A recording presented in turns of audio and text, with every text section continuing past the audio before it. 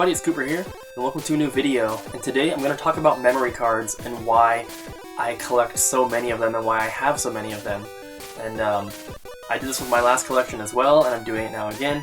And I've received this question many times before about why I have so many memory cards, and obviously more than I could ever need or use. And so I'm going to start off by showing you like what I have so far, minus a few that are currently in the systems, and then I'll talk about why.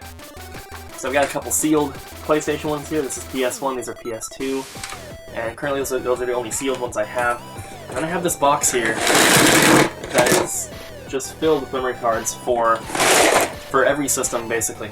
So I want to talk about why I collect so many, and what the purpose of having so many could be.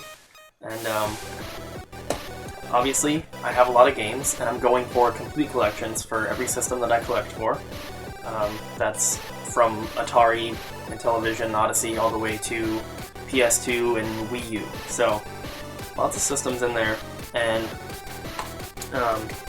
basically, I always thought that it'd be very cool to eventually have one memory card per game. And I first thought of this for the PlayStation 2 because each case, at least some of the older ones, have a slot for a memory card inside the case with the game, right above the disc. Some of the cases don't. I think those are like the newer style ones that don't have that memory card slot, but a lot of the older ones do. And I always thought that it'd be cool to just have one memory card per game. And not only would it be helpful if you have 1,500 PS2 games and you have 30 memory cards, unless you keep each one in its own individual thing with a written list of which games are saved on it, you're going to have a hard time finding the right memory card for the game you're trying to play. So if you have one memory card per game, you can have that memory card only have that one game's save file on it, and you can keep it in with the game, and it'll be super easy to find it and access it. And another thing is, if you have a memory card with each game, that just kind of adds like a little bit of value, but it just adds a little something extra to the collection. Like if you have a complete in box North American PS2 set, all 1,800 or so games, and you have a memory card with each game, that just makes it a little extra cool, in my opinion. It just adds a little something. Not that PS2 memory cards are worth much, but even adding the value to it, that's, if you have a memory card for each one, you're adding $4 or $5 to each game's value, which is kind of cool. But it just, once you complete the collection, it's just something else to go for, so that you're not,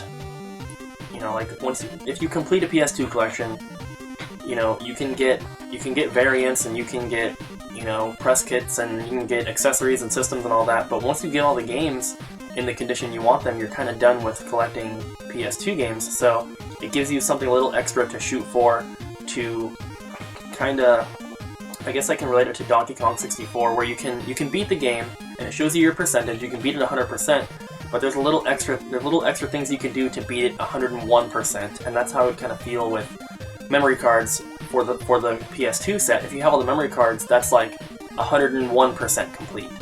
It's a little more than having every game. It's, having a little bit extra, which is, I think, in my opinion, pretty cool.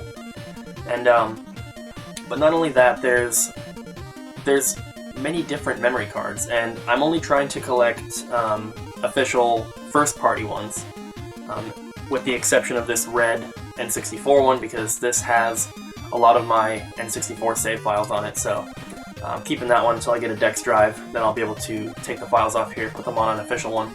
But there's lots of different kinds. So, for example, this is what a standard Dreamcast VMU looks like. It's a white, kind of light gray color. But then there's color variants. Here's a clear green one, and I've actually got 2 of those. And there's other colors as well.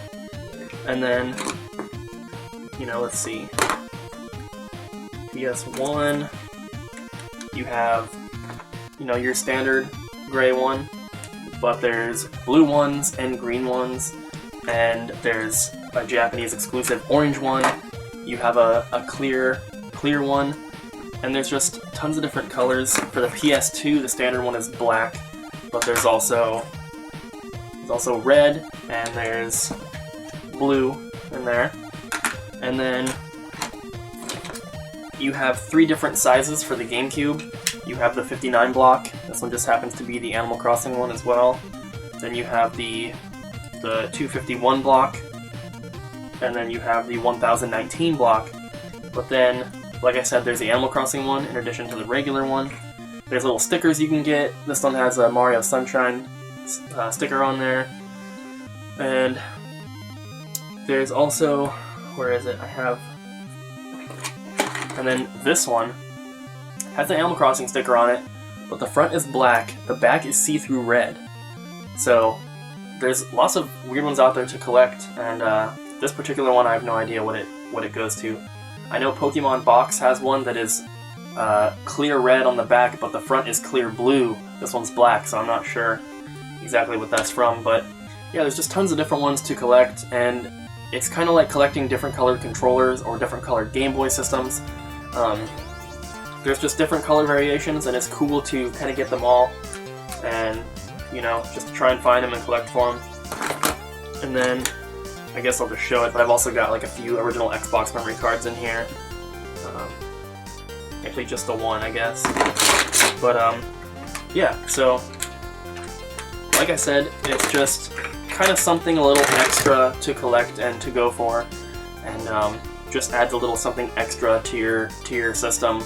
Not only making it easier to find your save files if you have the memory card with the save put away with that particular game. They're easy to find, and it just adds a little something extra to the collection.